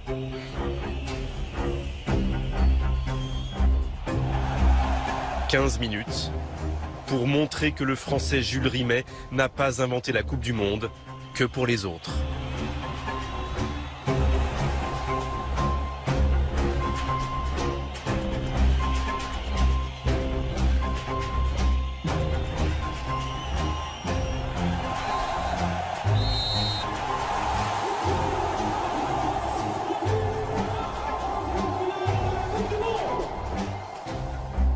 Alors, qu'est-ce que il est important? J'aimerais en fait juste dire que en fait que j'aime profondément les joueurs de l'équipe de France. Je sais pas, souvent on ne le dit pas, notamment entre garçons, entre coéquipiers, et je voulais juste leur dire que je les aimais fort, mais vraiment fort. Je sais pas si on a le droit. Ça se dit ça, non? On peut le dire? Ok, voilà, c'était ça. Que je les aimais fort.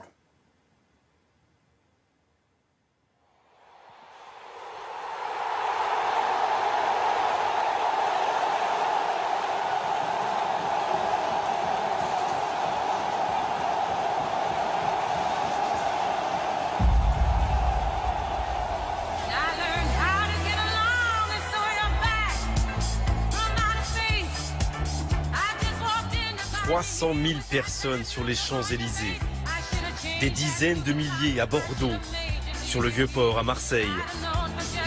Cette fois, la France entière chavire de bonheur.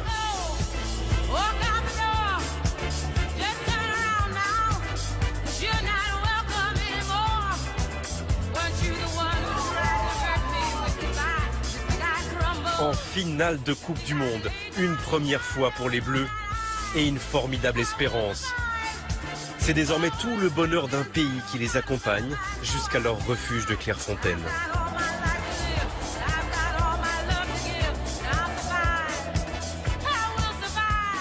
Quand je rentre dans la chambre, je vois Lilian en train de dormir. Je dis, qu'est-ce que tu fais, Lilian? Avec sa couette là, il mettait toujours sa couette par-dessus. Il me fait, on a une finale à jouer, hein. On n'a rien fait là. Je lui dis, on savoure quand même. Il fait, non, non, non, non. Si j'ai marqué pour perdre, c'est pas possible. C'est inimaginable. Donc moi, à un moment donné, on n'a rien fait. Donc il me dit, toi aussi, tu vas te mettre à dormir. Parce qu'on aura besoin de tout le monde en finale. Et tu te dis, il a marqué 2 buts. Et je dis, le gars, il est fou. Le gars, il est fou. Je suis dans la chambre d'un fou. Même pas il savoure. Il était habité par la finale, la finale, la finale et gagner.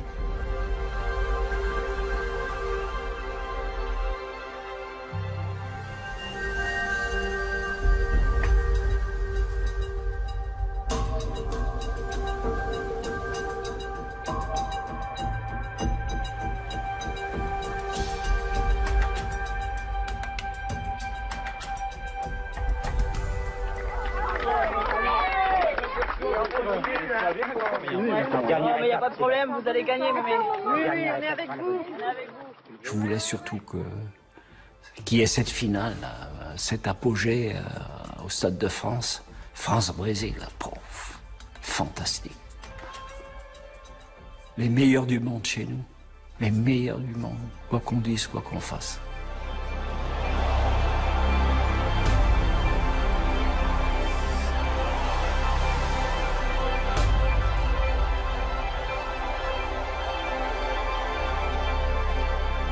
Les Bleus vont jouer une finale d'apothéose contre un monstre de la Coupe du Monde. Le Brésil et ses légendes éternelles, de Pelé à Ronaldo, déjà 4 fois sacré au XXe siècle. Un siècle que la France rêve de voir s'achever sur le couronnement des siens à Saint-Denis. Je me rappelle d'un discours d'Aimé, de toute façon, on retient que les vainqueurs. Donc on est arrivé en finale, c'est beau, c'est bien, le peuple français est content, mais ce qu'on retiendra, ce sera les vainqueurs. Les deuxièmes, on ne les retient pas. Qu'est-ce qu'on risque? Que les Brésiliens soient extraordinaires et qui nous amènent, qui gagnent? Mais ok, mais il va falloir qu'ils soient extraordinaires. Bravo, bravo les gars, vous avez gagné. Par contre, il va falloir aller vous la chercher cette finale. Donc voilà.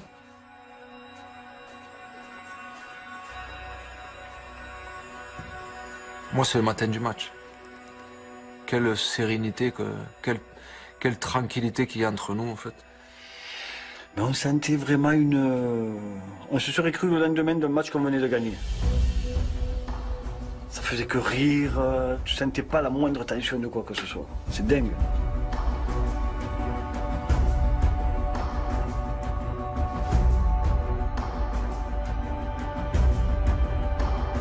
Il en est un qui appréhende cette finale. Franck Leboeuf, désigné pour remplacer Laurent Blanc. La pression, elle est monumentale. Il faut être un idiot fini pour pas se rendre compte de ce qu'on va vivre hein, le dimanche. Que c'est le match de notre vie. C'est un tournant historique du football français. Ce 12 juillet 1998 est interminable et ça tombe bien. On aimerait qu'il ne s'achève jamais. Partout dans l'atmosphère, on sent bien que la France vit un moment particulier de son histoire.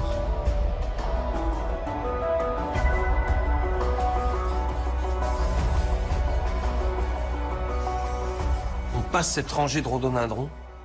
Mais c'était pas des rhododendrons, il y avait des gens partout. Les arbres étaient fleuris de gens.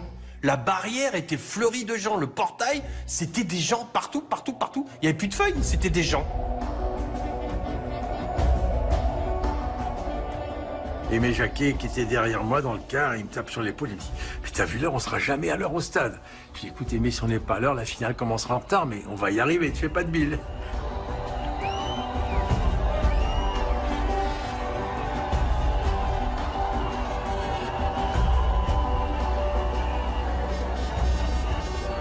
On voit cette haie d'honneur qui ne s'est jamais arrêtée. Moi, je me rappelle d'être au téléphone avec un ami et qui me dit « Mais t'es en train de passer en direct à la télévision ?» Et je regarde en me retournant, je vois une caméra qui filme le bus et qui nous filme et on est en direct, etc. Ouais, tout est démesuré, quoi.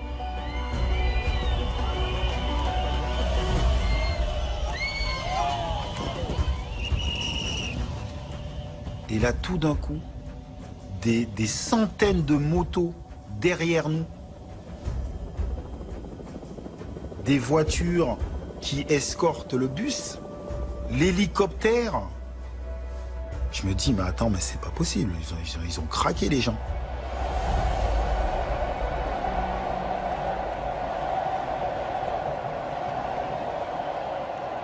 On rentre au Stade de France et je prends mes pulsations. Je suis à 180 pulsations.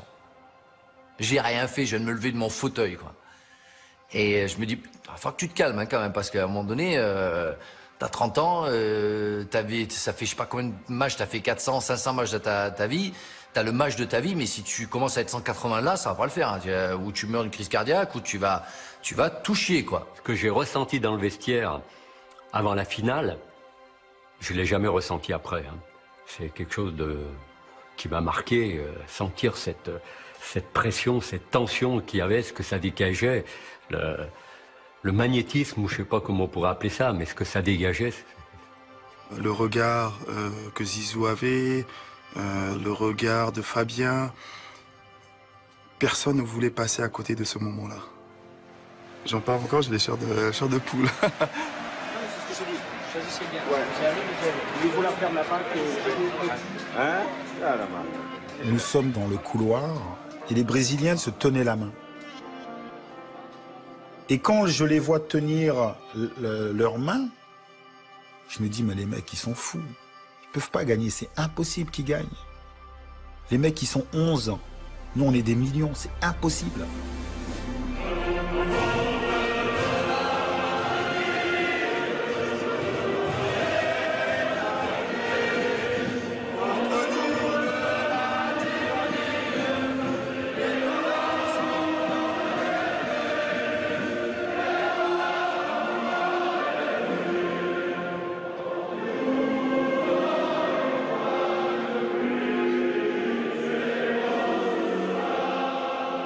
La veille du match, Lolo Blanc qui passe me faire signe dans ma chambre.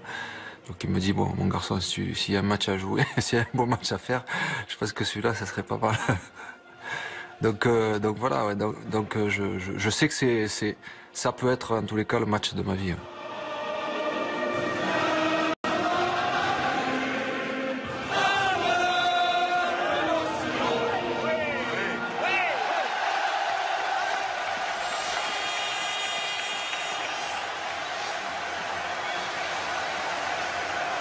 « 78 000 spectateurs, 2 milliards de témoins à travers la planète. Et les regards posés sur celui que tout le monde attend. Mais après, moi, c'est... Dès que l'arbitre siffle, c'est fini dans le match. Après, là, ça joue. Voilà. Nous, on veut jouer. On veut du jeu, ça joue et on se régale, quoi.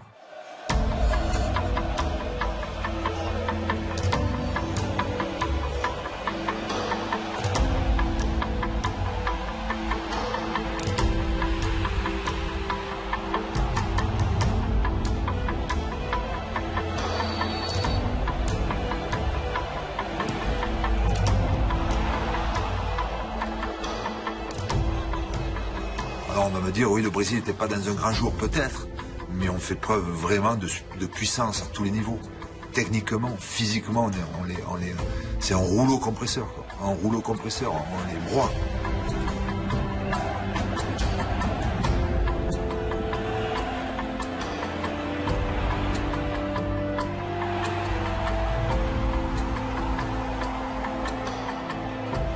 Avant le coup d'envoi, le doute a plané sur la présence de Ronaldo.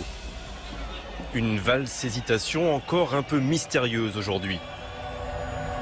Finalement, l'avant-centre brésilien est bien là, face à Barthez, le gardien français qui sait peut-être encore plus qu'un autre à quel point celui qui gagne les duels gagne le match. Moi, j'ai une image qui me vient, c'est celle de l'arrêt justement de Fabien sur Ronaldo.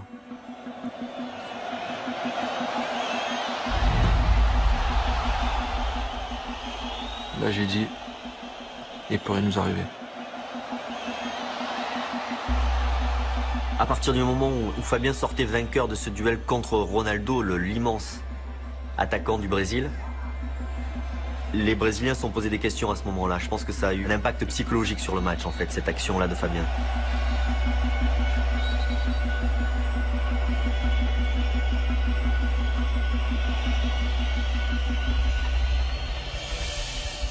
Ils avaient beau faire ce qu'ils pouvaient faire, leur grille, leur dribble, essayer de jouer à la brésilienne, combiner à 2-3 dans de petits espaces. On était toujours présents. Au fil des minutes, ils se sont liquéfiés en fait.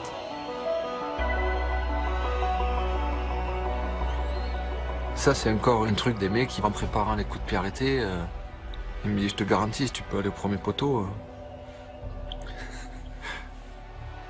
Finalement, il n'avait pas tort, quoi.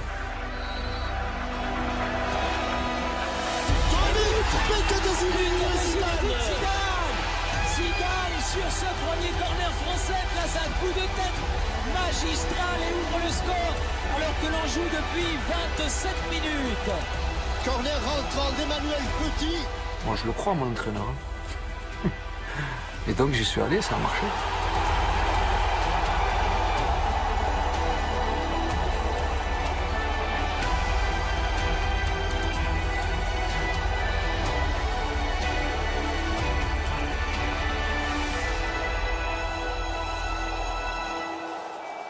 Ce premier but, en fait, il me libère grave. Donc, je suis fermé. Alors que c'est normalement un moment heureux. Et par contre, le deuxième, c'est ça. C'est le partage. C'est je suis ouvert, je suis souriant, je suis tout ça, quoi. Je suis tout. Je suis un gamin, quoi. Là, je suis un petit enfant. Petit enfant qui en a donné son jouet et qui. Et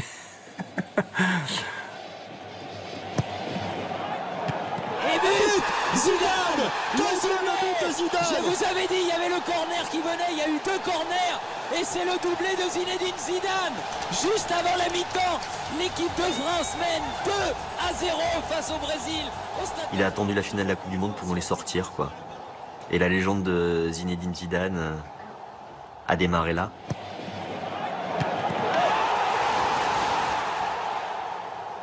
À la mi-temps, j'en s'est regardé avec Didier et d'autres, et on a dit, on est champion du monde. C'est fini.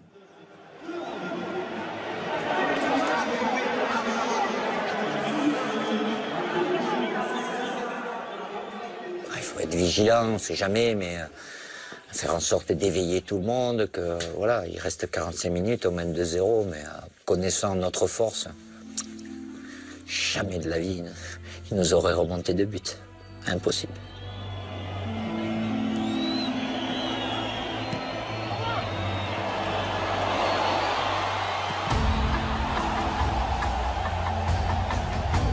La France a attendu la finale pour réaliser son meilleur match. Pour la dernière d'Aimé Jacquet à la tête des Bleus. C'est la maîtrise totale, la maîtrise, nettement au-dessus. Hein. Ils ont eu très chaud. Ils ont eu très très chaud parce qu'on a été un peu maladroit.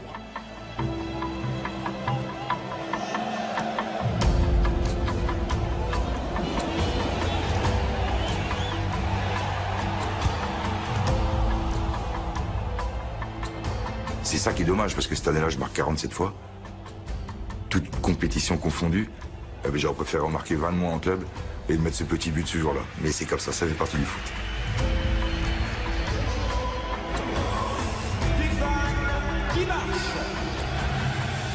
Il s'était préparé, puis il a eu ce coup dur, il est revenu. Pouf. Et il méritait, il aurait mérité d'apporter sa petite note. Les Bleus semblent intouchables en ce jour de finale. Et même à l'abri d'un moment d'égarement totalement inattendu. Le scénario que je fais, c'est que je m'imagine que je vais faire des choses, je vais sortir de mon registre, que je vais faire des choses extraordinaires, que ça va bien se passer, que je vais être le héros. Je vois ce ballon qui part. On est à peu près à distance égale avec Cafu. Et je me dis, putain, c'est pour moi. Je suis allé à fond en imaginant que j'allais pouvoir prendre le ballon et aller jusqu'au but. Je te jure, hein, vraiment.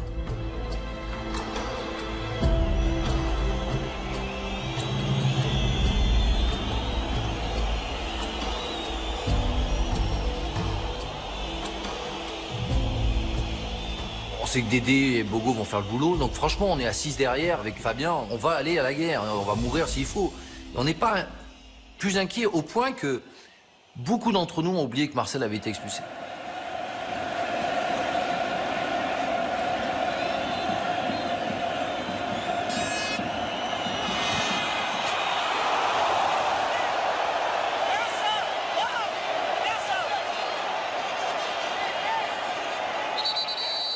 Le public commence déjà à chanter champion du monde. Il y a une espèce de brouhaha qui... on s'entend plus sur le terrain. L'excitation s'empare de chacun d'entre nous. On est quasiment champion du monde. T'as pas idée quoi, de ce qu'on peut ressentir sur le terrain. C'est extraordinaire.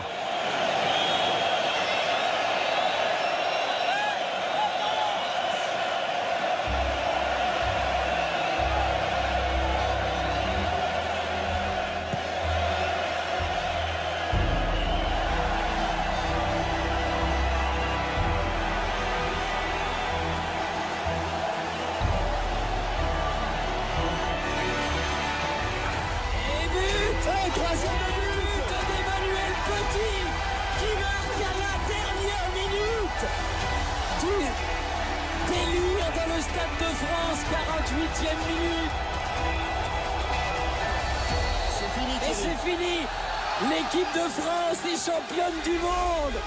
Vous le croyez ça? L'équipe de France est championne du monde en battant le Brésil.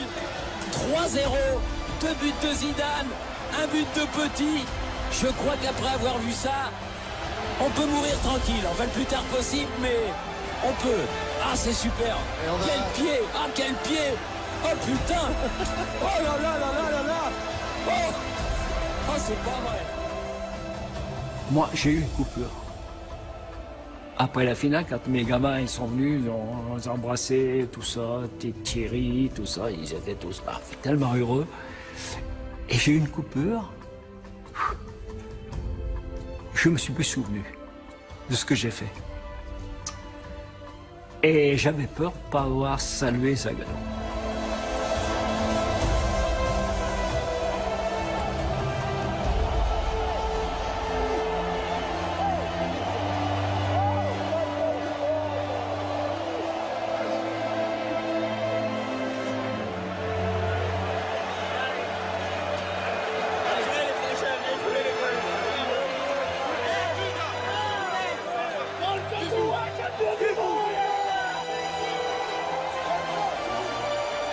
Après le match, je ne me dirige pas vers ma famille en fait. Je vais voir mes amis d'enfance, ceux du bac à sable. Ouais. Parce que pour moi, c'est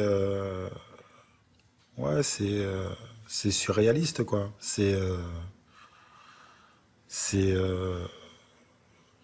Ouais, parce que... Qu'est-ce qui m'arrive là-haut? Craqué, oh. Bon, attendez. Les nouveaux champions du monde, l'équipe de France.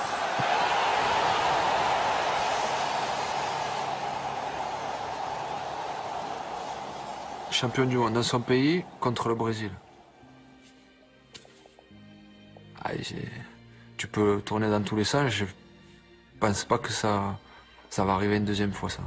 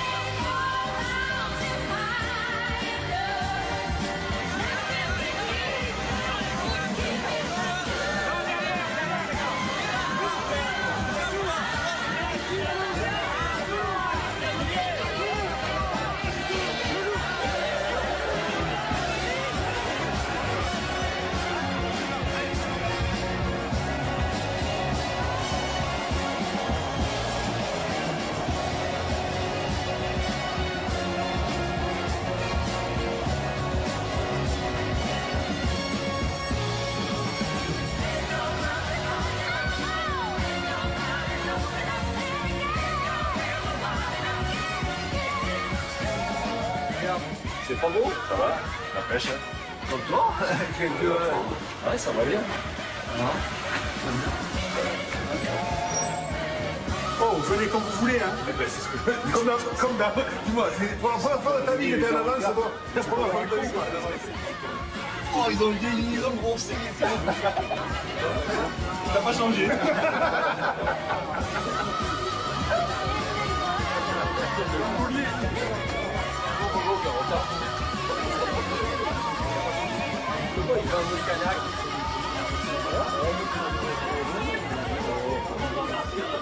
Il a pas d'embêté encore aujourd'hui.